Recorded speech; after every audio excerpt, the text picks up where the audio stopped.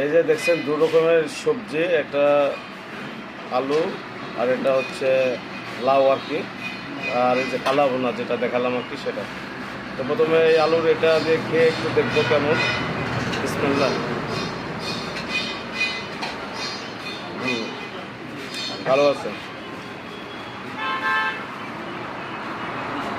এবার এটা নিলাম লাউটা।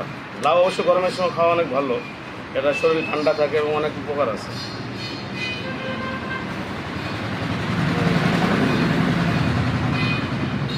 এটাও অনেক সুন্দর টেস্ট।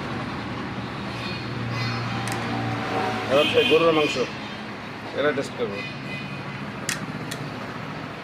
এটা ভাই অনেক গরম,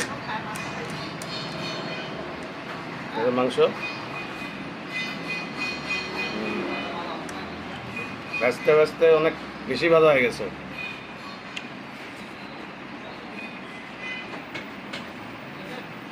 কিন্তু আমার বাড়িতে যে কুরবানির মাংসের মতো একটা ইয়া লাগে, সেরকমই একটা ফ্লেভার।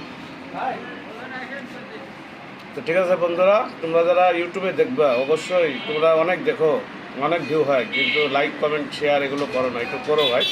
আমি অনেক কষ্ট করে বানাই। হ্যাঁ, তো ঠিক আছে, ভালো লাগলে লাইক কমেন্ট শেয়ার। ওকে।